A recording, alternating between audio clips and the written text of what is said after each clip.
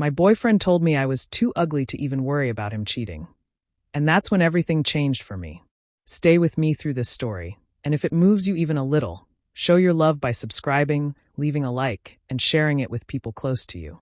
I never thought the person I loved most could hurt me with just one sentence. My name is Ayanna Brooks. I'm 26, and I work as a nursing assistant. People at work often say I have a gentle heart, that I care too much sometimes. But behind closed doors, I always carried a quiet insecurity about myself. I never saw what others claimed to see in me.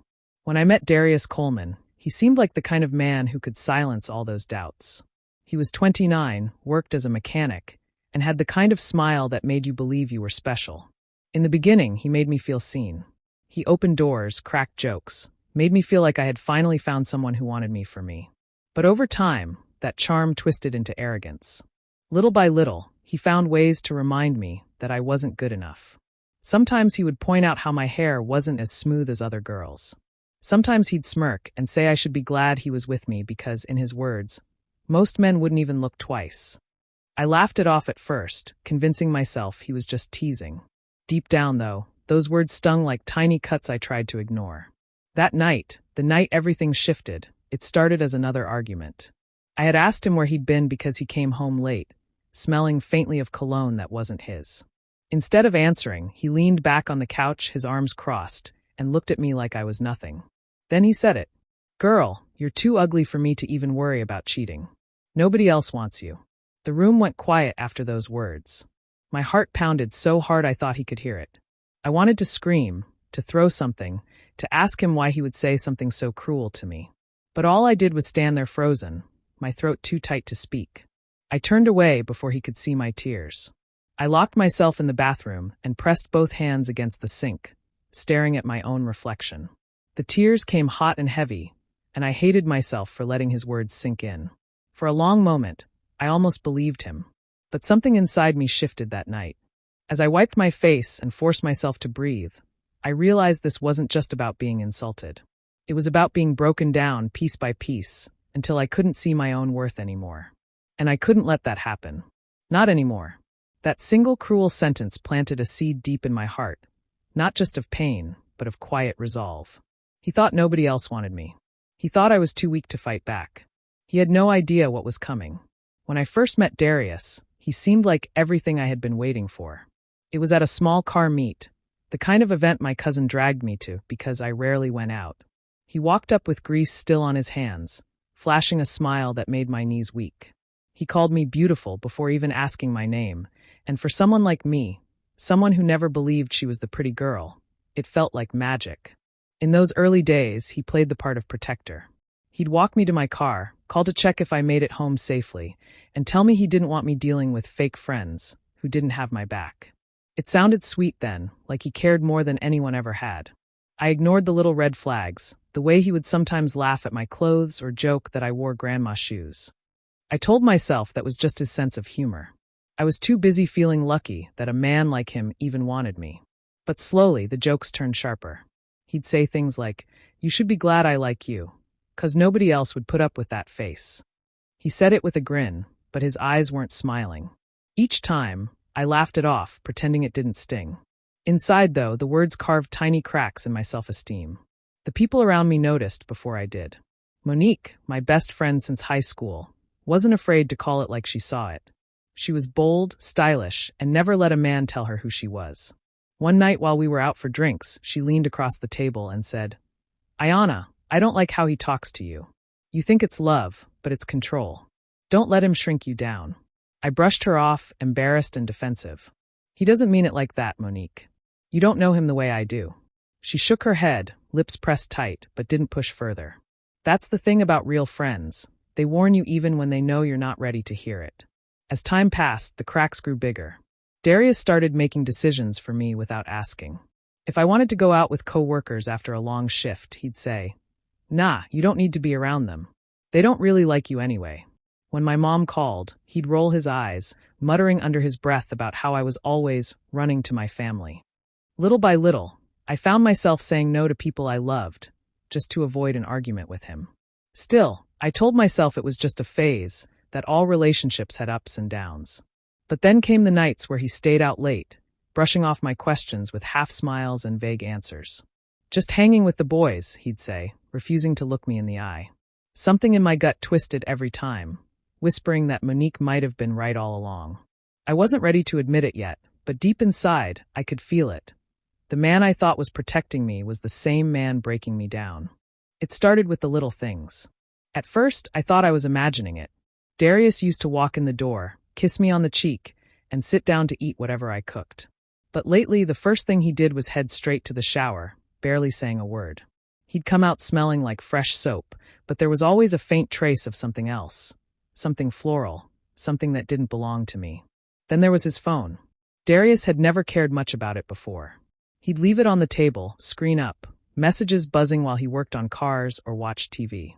But suddenly, he started keeping it face down, sliding it into his pocket whenever I walked into the room. If it buzzed, he'd glance at it quickly, his jaw tightening, before flipping it back over. I tried to brush it off, telling myself not to jump to conclusions. Still, the knot in my stomach grew tighter each day. One evening, I gathered the courage to ask him about it. I waited until after dinner, my voice calm but shaky. "Darius, why are you always hiding your phone? Why do you shower the second you get home?" He looked at me with that smirk I had come to hate. "Girl, you really think somebody's checking for me like that? You're the only one desperate enough to deal with me." The words hit like a slap. My throat burned, but I swallowed the lump and nodded, pretending I believed him. Deep inside, though, I knew the truth was slipping out in his actions, even if he tried to bury it under insults. Later, I called Monique. She listened quietly while I poured out everything, his phone, the showers, the way he snapped at me. When I finally paused, her voice came sharp and steady. "Ayana, stop ignoring what's right in front of you. You're not crazy. Trust your instincts. If you feel something's wrong, it's because something is wrong." Her words stayed with me. For the next week, I watched Darius more closely. He claimed to be working late, but I noticed his clothes smelled faintly of perfume. He was careful, but not careful enough. One night, I couldn't take it anymore. When he said he was going out, I waited 10 minutes before grabbing my keys and following. My hands gripped the steering wheel so hard they ached, but I forced myself to stay calm. I kept my headlights low, trailing him at a distance. He pulled into a parking lot near the edge of town, and my heart sank as I watched a young woman climb into his car. She couldn't have been more than 23, dressed in bright colors, her laugh floating across the lot as she leaned in close to him. I froze, staring through the windshield, every breath heavy in my chest. That was my proof. No more excuses, no more pretending. Darius wasn't just cruel, he was unfaithful. But instead of storming out, I stayed quiet. I sat in the car, too broken to move, letting the truth crash over me like a wave. For now, I kept it inside, carrying the betrayal in silence. It was a Saturday evening when my family invited Darius and me over for dinner. My uncle had grilled ribs, my cousin brought her famous mac and cheese, and for once, I was looking forward to being surrounded by the people who made me feel safe. I thought maybe, just maybe, Darius would behave in front of them. At first, everything seemed fine. He laughed with my uncle about cars, complimented the food, and poured himself a drink. But as the night went on, his tone shifted. He started slipping in little digs, the kind that sounded like jokes but weren't funny at all. When my cousin complimented my dress, Darius chuckled and said, "Yeah, Ayana tries, but you know she don't really got the looks for it." The room went quiet. My uncle cleared his throat, shifting uncomfortably. My cousin's smile faded, and she shot me a look that was half sympathy, half disbelief. I felt the heat rise in my face, my throat tightening as if all the air had been sucked out of the room. Darius, though, didn't stop there. He smirked, raising his glass, and added, "Be glad I'm around, 'cause ain't nobody else lining up for her." He said it casually, like it was nothing, but the words sliced through me. I excused myself quickly, forcing a smile that didn't reach my eyes. My feet carried me to the bathroom, and the second the door clicked shut, I collapsed against the sink. The tears came fast, spilling over before I could stop them.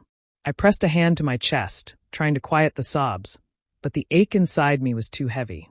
I stared at my reflection, my eyes red and swollen, and whispered, "Why am I letting him do this to me?" For a long moment, I hated myself for staying, for letting him humiliate me in front of the very people who loved me most. Later that night, after we got home, I called Monique. She didn't even let me finish before she said, "I told you, girl. He's not going to change. He's breaking you on purpose." I tried to defend him, my voice weak, but she cut me off. Her words were sharp, but they carried love. "You have two choices, Ayana. You either stay broken and keep letting him tear you down, or you take back your power. Nobody else can make that choice for you." I sat in silence, her words echoing in my mind. For the first time, I didn't argue. I didn't make excuses for him. Instead, I felt something shift deep inside me. It wasn't loud or dramatic. It was quiet, steady, like the spark of a flame I thought had gone out. That night, I made a silent promise to myself. I would not let Darius humiliate me anymore. He thought he had broken me, but he had no idea what was beginning to rise inside me. Ayana started paying attention without making a scene. She watched how Darius arranged his day, the small routines he never thought anyone noticed. He kept certain tools in a battered toolbox under the workbench, always lifting the same metal latch in the same nervous way. He double-checked the passenger seat of his truck before he locked it. He had a habit of wiping his hands on his jeans after he claimed to be done with a job, like he wanted to hide something. I learned to read the little motions and where they usually led. One afternoon while he was at the shop, I opened his old toolbox to clean up a wrench he left behind. Under a forgotten towel, folded tight and tucked against the box's metal wall, I found a thick roll of cash. My stomach flipped. It was not money from his regular pay. These bills were crumpled and folded as if they had been stuffed there quickly. I sat on the kitchen floor with my back against the counter, staring at the roll as if it might change shape and explain itself. Curiosity pushed me further. I began to look through drawers and shelves where he'd left envelopes and receipts. I found a hotel receipt with a name I didn't know and a date from the month before. The room charge was modest, nothing fancy, and a small note beside it listed a bouquet and 2 meals. There were also little gifts wrapped in plain paper, cheap jewelry, and a lipstick I never recognized. They were not for me. That much was clear. Monique became my counsel and my conscience. We sat at her kitchen table, spread with papers and my hurried notes. She did not suggest hitting him or embarrassing him in public. Her focus was on how I could reclaim myself. "This is not about revenge that hurts you," she said. "It's about stripping away the power he thinks he owns. Make him accountable without making yourself smaller." We plotted quietly, like thieves planning to return what had been stolen. We mapped the times he left the house, listed the places he liked to park, and wrote down the people he called without thinking. Monique reminded me to keep receipts and copies of everything I found, proof that would not be denied.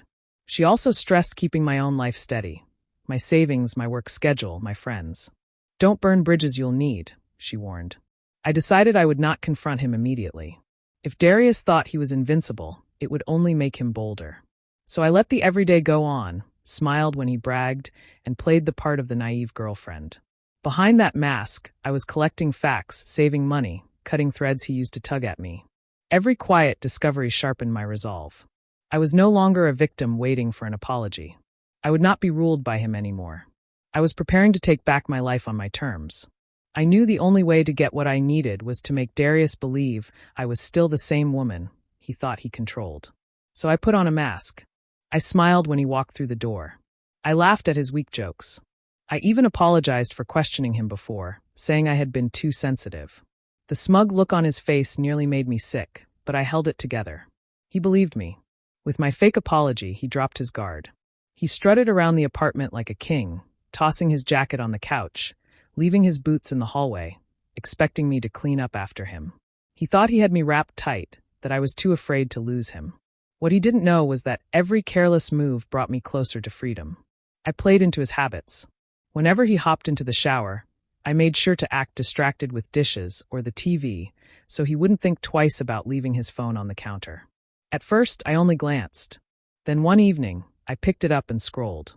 My stomach tightened as I opened his messages. There they were, long, explicit conversations with Talia, the young woman I had seen in his car. They weren't just flirting. They were sharing every detail of their secret life. Pictures, plans, words meant for lovers. And it wasn't just her. Another woman's name popped up too, with the same disgusting trail of messages. My hands trembled, but I didn't cry. Not this time. Instead of confronting him, I plugged his phone into my laptop and copied everything. Every message, every photo, every receipt. I organized the files neatly, labeling them with dates. I wanted undeniable proof, Not just for me, but for when the time came to make him face what he had done. When he came out of the shower, humming to himself, I was sitting at the table, pretending to scroll through my own phone. He kissed my cheek absent-mindedly, completely unaware that I was sitting on a pile of evidence that could ruin him. The more I played my part, the more overconfident he grew. He stayed out later, laughed louder on his calls, even left his phone out in the open like it was no longer a risk. One night, stretched across the couch with his arm draped lazily around me, he chuckled and said, "You know, one day you won't be here. Maybe I'll let Talia move in. She's more fun anyway." I kept my face still, my voice soft. "Oh, is that so?" He grinned, not realizing the storm brewing behind my calm eyes. I didn't argue. I didn't cry. I simply tucked the words away with the rest of my evidence. Because soon enough, his arrogance would be his undoing. And when it happened, he wouldn't see it coming. The night he stumbled in smelling like perfume, I was already waiting. The clock had passed midnight, and normally I would have been pacing, demanding answers, tears burning behind my eyes. But this time was different.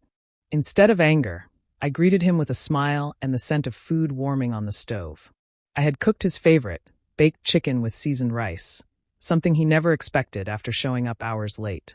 "Smells good," he said, loosening his jacket and tossing it carelessly on the chair. His voice carried that lazy confidence, as if he believed he still had me wrapped around his finger. We sat at the table, and I poured him a glass of sweet tea. He started eating, chewing with his usual arrogance, never once noticing the steady calm in my eyes. I let the silence stretch a little before I leaned back and said casually, "So, how's Talia doing?" The fork paused halfway to his mouth. For the first time in a long while, he looked unsure. His eyes darted to me, searching my face for a clue, but I only smiled. "Or maybe I should ask about Keisha too?" I added lightly, sipping my own tea. The color drained from his face. He forced a laugh, shaking his head. "Girl, you're trippin'. You know I don't talk to nobody but you. You really gone start believing fake nonsense now." I didn't answer right away. Instead, I reached into the drawer beside me and pulled out a neat stack of papers. Slowly, I laid them on the table in front of him. The black and white words were impossible to deny, screenshots of texts, printed photos, receipts. His late nights, his excuses, every lie exposed in ink. He flipped through the pages with shaking hands, his smirk collapsing. "Where the hell you get this?" he snapped, his voice rising. I stayed calm, folding my arms across my chest. "You left it all for me to find. You just didn't think I was smart enough to see it." For the first time, Darius lost control. He slammed his hand on the table, his voice booming through the small apartment. "You think you can play me like this? You digging through my stuff, invading my privacy? You're crazy, Ayana." But his shouting didn't move me. I didn't cry, didn't flinch. I simply looked him in the eye, my voice steady and cold. "I'm not mad, Darius. I'm just done." The silence that followed was heavy. He blinked at me, his mouth opening and closing like he couldn't process the shift. I picked up my plate and carried it to the sink, my back turned to him. My heart was steady now, no longer racing with fear or doubt. For the first time, the power wasn't in his hands. It was in mine. And he knew it. I didn't waste time after that night at the dinner table. My decision was made, and I knew there was no turning back. The very next morning, while Darius was at work, I started packing little by little. I didn't want him to notice, so I moved carefully. A suitcase under the bed filled with clothes. A box in the closet with my personal papers. I left behind things that didn't matter, but everything important, my savings, my documents, the small belongings that meant something to me, went quietly into bags I hid at Monique's place. Within a week, I had stripped the apartment of everything that was mine. He didn't notice, too wrapped up in his ego and late-night errands. The final touch was withdrawing the money I had contributed to our shared savings. That account had been built with my paychecks too, and I wasn't about to let him waste my hard work on cheap hotel rooms and lipstick for other women. Once I was secure, I made my first move. I had gathered enough evidence of his side hustles, using his boss's tools and company time to pocket cash jobs, that it only took one anonymous email. I typed it out, attached photos of the receipts and dates, and hit send. I didn't sign my name. I didn't have to. The proof spoke louder than I ever could. The fallout came quick. Within days, Darius came home earlier than usual, slamming doors and muttering under his breath. His boss had suspended him while they looked into the matter. I watched from the couch, pretending not to know a thing, while inside I felt the first spark of freedom. But I wasn't done. Next came Talia. I didn't want her, but she deserved to know who she was dealing with. I printed the same evidence I had shown Darius and sent it straight to her. Messages, receipts, photos. I didn't sign that either. A day later, his phone blew up with calls he ignored, his face pale as he muttered something about women being too dramatic. Soon after, Talia was gone, blocking his number and leaving him to sit in silence.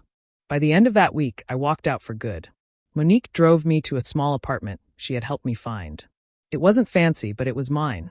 She carried boxes up the stairs with me, both of us laughing when we almost dropped one. For the first time in a long while, I felt light, like I could finally breathe without his shadow over me. Back at the old apartment, Darius was left with nothing. No Ayana to cook, to clean, to cover bills. No savings to dip into.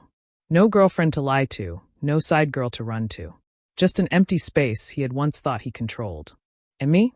I was free, standing in my own place, with my own life, finally taking back everything he tried to strip away.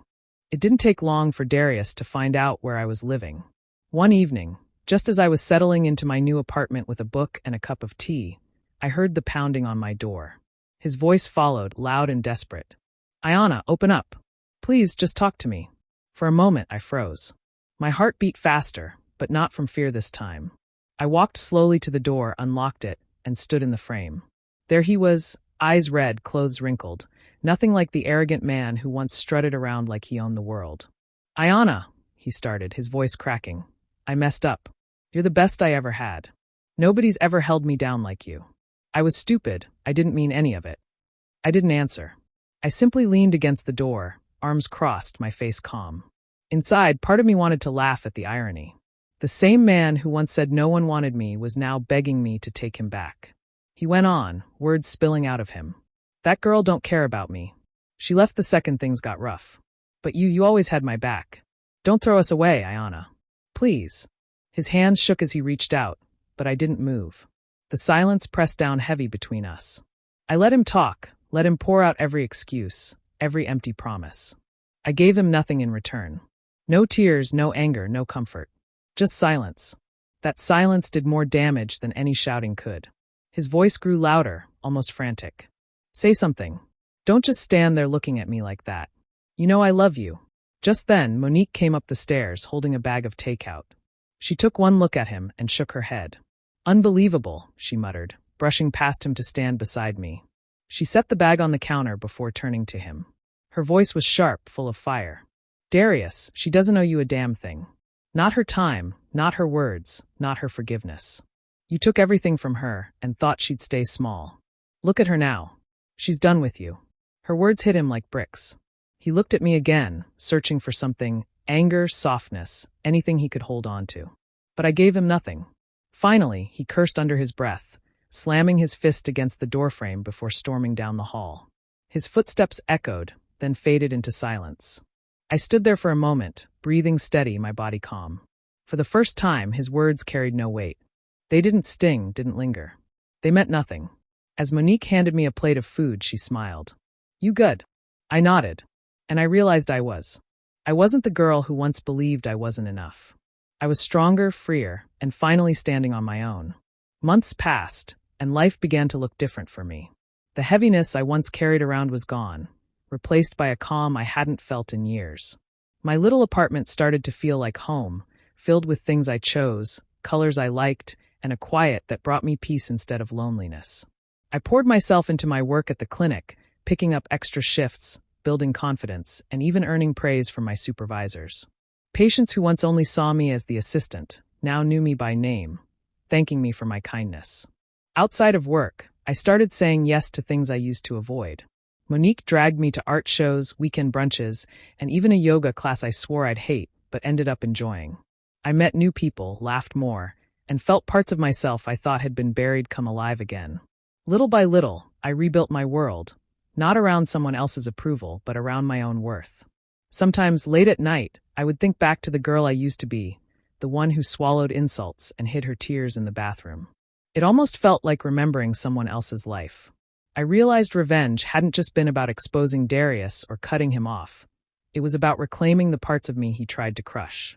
Every step I took away from him was a step toward myself. One evening, while folding laundry, the memory of his cruelest words came back to me. I could hear his voice sharp and careless. "Girl, you're too ugly for me to even worry about cheating. Nobody else wants you." For a moment, I sat still, letting the echo play in my head. But instead of pain rising in my chest, a laugh slipped out. Not bitter, not angry, just free. Because now I knew better. I wasn't ugly. I wasn't unwanted. I was strong, capable, and finally living for myself. His words had never been about me. They had always been a mirror of his own brokenness. He needed to tear someone else down to feel tall.